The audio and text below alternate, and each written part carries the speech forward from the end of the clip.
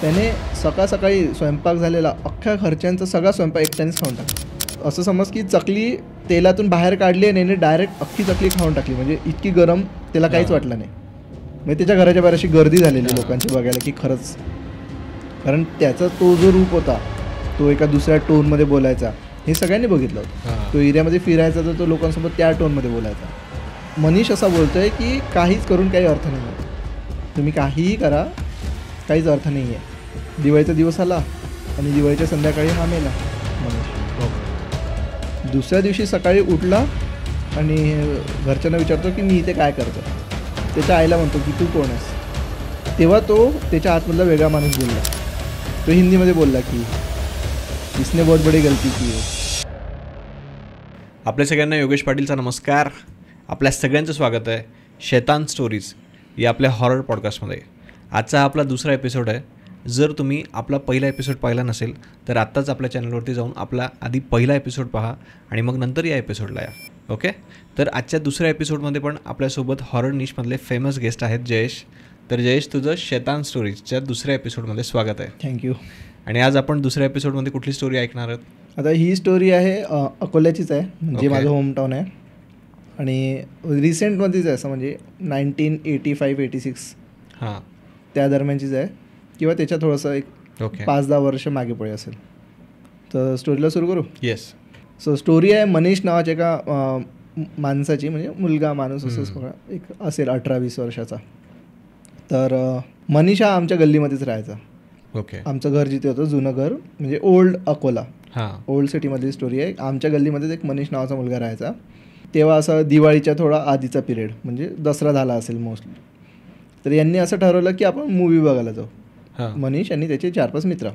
म्हणजे तेव्हा कसं फर्स्ट आणि दोनच शो राहायचे मूवी, बरोबर, टॉकीज असायची. तर एक फर्स्ट शो 12चा आणि सेकंड शो रात्री 9चा. महिने असं ठरवलं की आपण सेकंड शो मूवीला बघायला जाऊ. आणि चांगला हॉरर मूवी होता, कोणत्या तरी असेल त्या पिरियडमधला.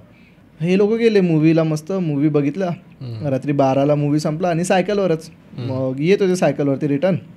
तर आमची ते कसं आहे, नदी आहे, मोरणा रिव्हर जी आहे ती, आणि त्यालाच त्याच्या पलीकडे आमचं गाव अकोला, आणि त्या नदीला लागून एक कब्रस्तान आणि एक स्मशान.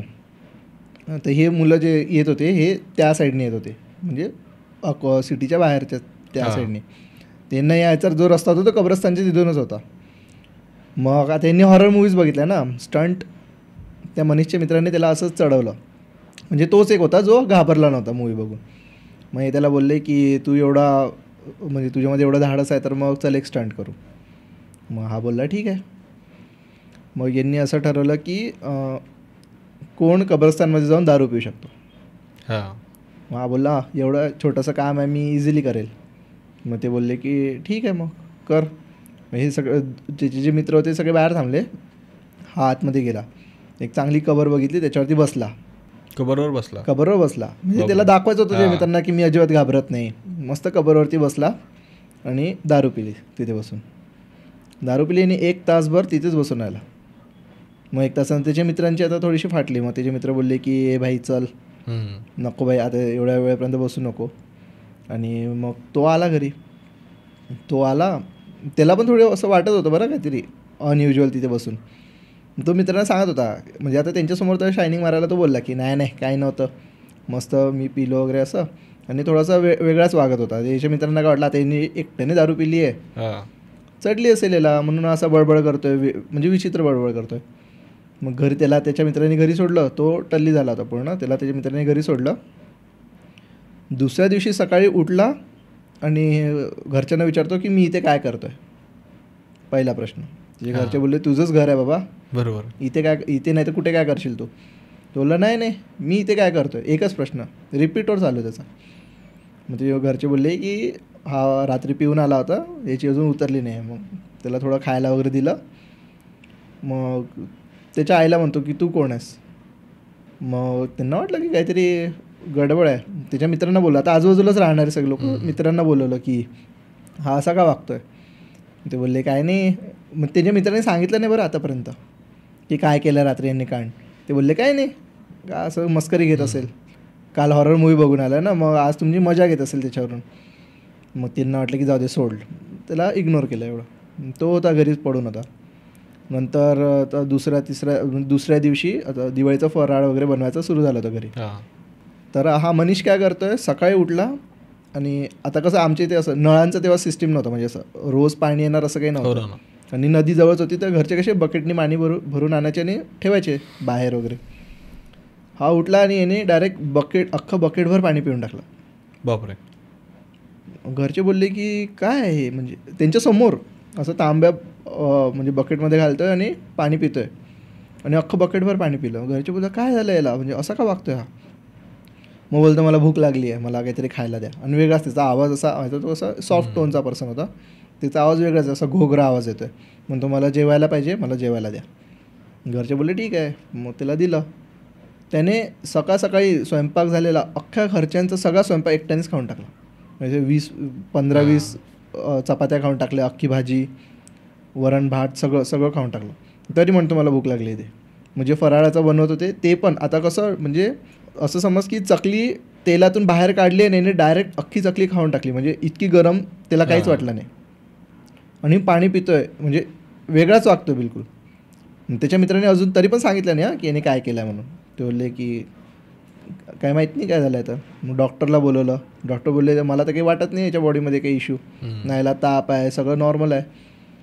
मग हा असा का वागतोय. मग आता आमच्या इथे कसं की असं दर्गा होती एक, तिथल्या एका माणसाला बोलवलं की बघायला काय झालं आहे. मग त्या माणसाने त्याच्यावरती ते पाणी वगैरे शिंपडलं, ते धुनी असते ना त्याला हे दिला, वाफ दिली त्याची. तेव्हा तो त्याच्या आतमधला वेगळा माणूस बोलला. आणि आता हे म्हणजे असं हिंदी मराठी मिक्स, आमच्याकडे असंच म्हणजे थोडं हिंदी मराठी मिक्स किंवा मग एकदम हिंदी असं बोलतात. तो हिंदीमध्ये बोलला की इसने बहुत बड़ी गलती की आहे. म्हणजे घरचे म्हणतात की क्या, म्हणजे तो माणूस विचारतोय काय, आणि घरचे घाबरलेत बिलकुल, वेगळाच माणूस बोलतोय. मग त्याचे मित्र सगळे घाबरले, ते रडायला लागले डायरेक्ट. इसने बहुत बड़ी गलती की है, इसने कब्रस्तान में मेरे ऊपर बैठ के शराब पी. आता कसं त्या म्हणजे कब्रस्तान हे होता मुस्लिम लोकांचं होतं आणि त्यांना दारू वगैरे हराम असते ना त्यांच्या याच्यामध्ये. याने ते हे केलं, स्पॉइल केलं. ते बोलतो की इसने मेरे ऊपर बैठ के शराब पी है. तो म्हणतो की तेरे ऊपर कैसे बैठा, कब्रस्तान में बैठा था. मग त्या माणसाने त्याच्या मित्रांना विचारलं की काय केलं तुम्ही सांगा. तेव्हा त्याचे मित्र रडत सांगून दिलं त्यांनी की आम्ही असं मूवी बघून येत होतो आणि हा कब्रस्तानमध्ये गेला, 1 तासभर कबरवरती बसला आणि दारू पिली तिथे. तो जो होता तो दर्गेमधून आलेला माणूस, तो भडकला त्यांच्यावरती की तुम्ही असं कसं करू शकता, तुम्हाला माहिती आहे ना की आमच्या याच्यामध्ये जमत नाही दारू वगैरे प्यायला, मग तुम्ही चुकीचं काम केलं आहे. मग ते बोलले की हां आता चूक झाली, आम्ही माफी वगैरे मागायला तयार आहे, तुम्हाला काय करायचं तुम्ही सांगा. तिचे घरचे असे होते की काही म्हणजे फाईन वगैरे, म्हणजे पैसे वगैरे पाहिजे असेल तर, किंवा काही पूजा असेल तर. तो मनीष असा बोलतो आहे की काहीच करून काही अर्थ नाही आहे, तुम्ही काहीही करा, काहीच अर्थ नाही आहे. मग हा माणूस त्याला विचारतो की मग तुला काय पाहिजे. तो म्हणतो नाही, याला मीच शिक्षा देईल. तो म्हणतो की कशी शिक्षा देणार तुला. तो म्हणतो मी याला घेऊन जाणार आहे, म्हणजे याच्या आत्म्याला मी घेऊन जाणार आहे. मला याची बॉडी नको आहे, मला काहीच नको आहे, मी याच्या आत्म्याला घेऊन जाणार आहे. मग घरचे सगळे घाबरले. मग ते बोलायला लागले की नको, असं नाही, असं खूप आरडाओरडा झाला खूप हे. तो बोलला की नाही, मी काहीच ऐकणार नाही आहे, मी याची आत्मा घेऊन जाणार आहे. मग त्या माणसाने त्याला विचारलं की कधी. तर तो असं बोलला की येणाऱ्या अमावस्याला मी याची आत्मा घेऊन जाणार आहे. आणि दसऱ्यानंतरची अमावस्या म्हणजे दिवाळी. मग यांना सगळ्यांना हे झालं की दिवाळीच्या दिवशी, दिवाळी एवढा मोठा सण आहे आपला आणि त्या दिवशी हा मरेल असं. मग आता घरचे सगळे घाबरलेले आणि तो ऐकायलाच नाही. त्याला सगळं बोलून झालं की असं करू तसं करू, तो ऐकायलाच तयार नाही. तो बोलला नाही, मी माफ नाही करू शकत तुम्हाला, मी याची आत्मा घेऊन जाणार आहे, तोपर्यंत तुम्हाला जे करायचं ते तुम्ही करा. मग आता ते घरचे सगळे घाबरलेले. मग ते दिवाळीचं सगळं राहून गेलं. मग त्यांचं दिवाळीची साफसफाई वगैरे, पूजा वगैरे सगळं. आणि सगळे फक्त दिवाळीची वाट बघतात की काय होईल आता दिवाळीच्या दिवशी. मग आता कसं अख्ख्या गल्ली, म्हणजे सगळ्यांचंच असं आहे. आता असतं ना आपले बॉन्ड असतो आजूबाजू शेजार पाजारच्या लोकांसोबत, कारण रोजचं उठणं बसणं असतं. दिवाळीचा दिवस आला आणि दिवाळीच्या संध्याकाळी हा मेला मनीष. बापरे. आणि तो जो पर्सन होता तो त्याची आत्मा घेऊन गेला. आणि तोपर्यंत त्याने तेच होतं ते सुरू, अख्खा घरातलं सगळं स्वयंपाक खाणार, बकेटभर पाणी पिणार एका वेळेला, आणि त्रास कोणाला नव्हता देत, कोणाला काही बोलणार नाही, काही नाही. आणि असं जाणवत पण होतं. आता कसं म्हणजे एक माणूस जर 3 चपाती खातोय, तो जर दिवसाचे 10 चपाती खातोय, तर त्याच्या बॉडीमध्ये काही दिसेल ना असं फरक, बल्क होईल, तसं काहीच वाटत नव्हतं. एवढं पाणी पितोय पण असं त्याच्यावर पण काही जाणवत नव्हतं. ते जातं कुठे, म्हणजे काय होतं त्याच्यासोबत. डॉक्टर्सला सांगितलं असं असं झालं आहे. डॉक्टर पहिले तर आता डॉक्टरचा विश्वासच नव्हता की असं काहीतरी झालं असेल.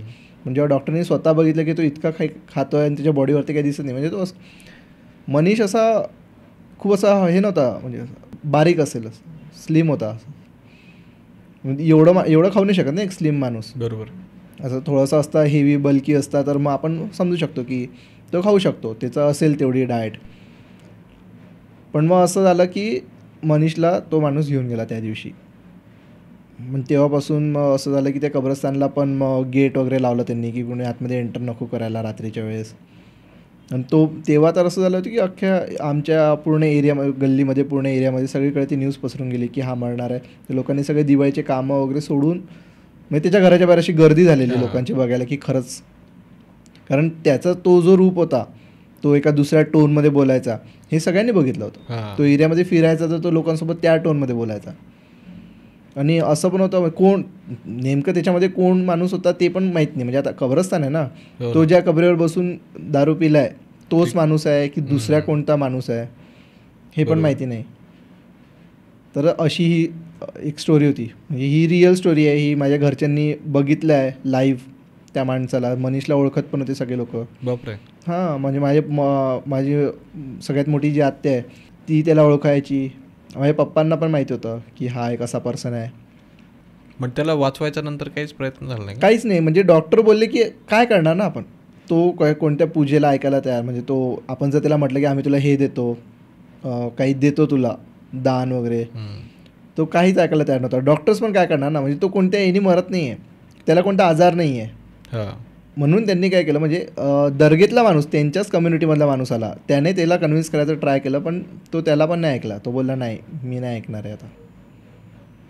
म्हणजे जर हे असं सुरू राहील मग लोक येत जातील, आम्हाला त्रास देणार. म्हणजे त्यांचं असं म्हणणं असतं की ते आमची झोपायची जागा आहे, आम्ही तिथे आराम करतो, तिथे तुम्ही असं येऊन इन्व्हेड करून आणि आमची तिथली जी पवित्रता असते ती भंग करणार. तर हे एक्झाम्पल सेट करतोय अशा फॉर्मॅटमध्ये होतं ते, की आम्ही एक एक्झाम्पल सेट करतोय, याच्यानंतर कोणी धाडस नाही करणार असं काही करायचं. ओके. हां. पण मग असं खरंच केलं नाही पाहिजे. म्हणजे तेच आता, म्हणजे आता जर आपल्याला माहिती आहे की या ठिकाणी या गोष्टी नाही करू, कुठल्याही ठिकाणी समजा कुठली पण, आता जसं मी माझ्या आधीच्या पॉड्समध्ये बोललो आहे की तुम्ही कुठल्या पण असं अनोळखी ठिकाणी सू नाही करायला पाहिजे, कोणत्या झाडाखाली सू नाही करायला पाहिजे. आता जी नेक्स्ट स्टोरी आहे ती हीच आहे की म्हणजे मी ऐकलेली आहे आणि रिअल स्टोरीज आहे ही पण. ते आपण नेक्स्ट पॉडकास्टमध्ये घेऊ. हां, हे आपण नेक्स्ट पॉडकास्टमध्ये घेऊ की झाडाखाली सू केल्याने काय होऊ शकतं. ओके. तर हेच म्हणजे की तुम्ही काही म्हणजे बाहेरचं असं उघड्यावरचं पाणी नाही प्यायचं, या सगळ्या असतात प्रॅक्टिसेस जे आपल्या घरच्या आपल्याला आधीपासून आपल्याला बोलतात ना की हे तुम्ही नाही करायला पाहिजे. त्याच्यामागे काहीतरी लॉजिक असतं, त्याच्यामागे लॉजिक्स असतात, लोकांची एक्सपिरियन्सेस असतात, त्याच्यामुळेच मग लोक सांगतात की तुम्ही या गोष्टी नका करू, उगाच शहाणपणा नाही करायला. ओके, तर चालेल. थँक्यू सो मच या आजच्या आपल्या सेकंड स्टोरीसाठी. आशा आहे की लोकांना ही स्टोरी नक्कीच आवडली असेल. हां, चालेल. मित्रांनो, अजूनही तुम्ही हा पॉडकास्ट पाहत आहात म्हणजे आजची ही स्टोरी तुम्हाला नक्कीच आवडली असेल. तर आपल्या या व्हिडिओला लाईक करायला विसरू नका आणि आपलं जे चॅनल आहे शैतान स्टोरीज याला सबस्क्राईब करायला पण विसरू नका. आणि जर समजा तुमच्याकडे एखादी हॉरर स्टोरी असेल तर मी डिस्क्रिप्शनमध्ये एक गुगल फॉर्म देतो आहे, तो फॉर्म फिलअप करा, म्हणजे आम्हाला तुम्हाला इन्व्हाइट करता येईल आपल्या या पॉडकास्टसाठी ॲज अ गेस्ट म्हणून. तर थँक्यू सो मच. पुन्हा भेटूया पुढच्या पॉडकास्टमध्ये.